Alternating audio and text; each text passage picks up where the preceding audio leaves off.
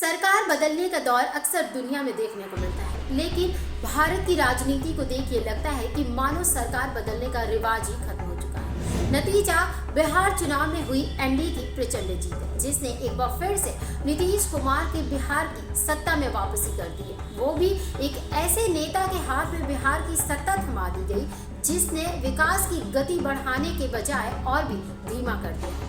ऐसे में ये सोचने वाली बात है कि जिसने इतने सालों में बिहार को विकास नहीं दिया, वो अब क्या दे पाएगा।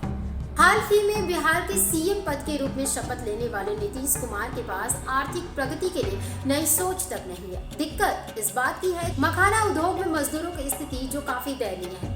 मखाना खेती की खासियत और महत्व तो बिहार के मिथिला क्षेत्र में सदियों पुरानी है, लेकिन पिछले एक दशक से इसे आधुनिक तकनीक और वैज्ञानिक तरीके से उन्नत कर एक मखाना क्रांति की शुरुआत हुई। बिहार सरकार ने साल 2025 और 26 के लिए मखाना अवयव योजना लॉन्च तो की, पर अभी तक इस पर काम नहीं किया गया। बता दें, बिहार जैसे राज्य की सबसे बड़ी एक्सपोर्ट इंडस्ट्री मखाना की, जहां मजदूर अपनी रोजी रोटी के लिए उस गंदे पानी में डुबकी लगाकर मखाना निकालते हैं, जिसे हम और आप देखते ही दूर हो जाएंगे। हैरानी की बात तो यह है कि मखाना को तोड़ना, खुले चूल्हे पर भूनने के लिए बिहार सरकार द्वारा मशीन अवन लगाना चाहिए, जो नीतीश के राज में दूर दूर तक भी नजर नहीं आता। वहीं दूसरी ओर पटना के गांधी मैदान में नीतीश कुमार ने सीएम पद की 10वीं बार शपथ लेते हुए बिहार को विकास की रफ्तार देने की कसम खाई है। लंबे समय से सत्ता में रहने वाले नीतीश ने कई तरह की राजनीति में उतार चढ़ाव भी देखे हैं।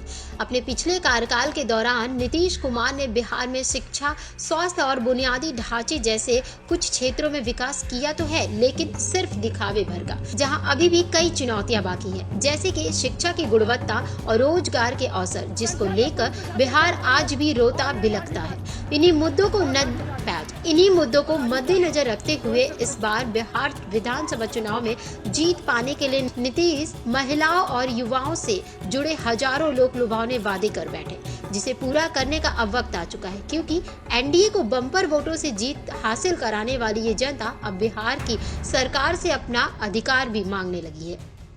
जी हाँ, बिहार विकास को लेकर ऐसा माना जा रहा था कि हाल ही में हुए बिहार चुनाव में नीतीश कुमार के प्रति जनता की नाराजगी वोटों के रूप में दिखेगी, क्योंकि बिहार वासियों में विकास की रफ्तार धीरे धीरे थमती जा रही है।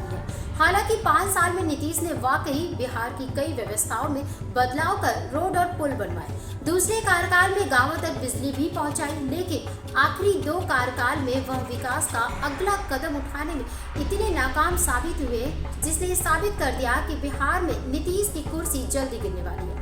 पर राजनीति में मजबूती पकड़ रखने वाले नीतीश कुमार ने गजब की चाल चली और जनता के मन को पढ़ते हुए सबसे पहले महिलाओं से लोक लुभाव ने वादे कर उनके खाते में 10-10 हजार रुपए डालकर चुनावी वोट अपने नाम कर दिया। नीतीश की इसी रणनीति ने उन्हें एक बार फिर से बिहार की सत्ता में वापस लाने को मजबूर कर दिया। यही कारण है कि प्रगति का कोई भी नया आइडिया ना होने के बावजूद भी नीतीश को बिहार 2025 के चुनाव में जीत मिली, जिससे ये साबित होता है कि जनता ने इस बार बिहार सरकार बदलने का एक भी पल के लिए निर्णय नहीं लिया। अब सवाल उठता है, जनता को लुभाने के लिए नीतीश ने जिस तरह से चुनावी ट्रिक अपनाया, क्या उसी तरह से उनकी मांगे भी पूरी होंगी या फिर नहीं, ये तो आने वाला वक्त ही बताएगा। ऐसी खबरों को देखने के लिए बने रहिए जर्नलिस्ट टाफी न्यूज़ के साथ।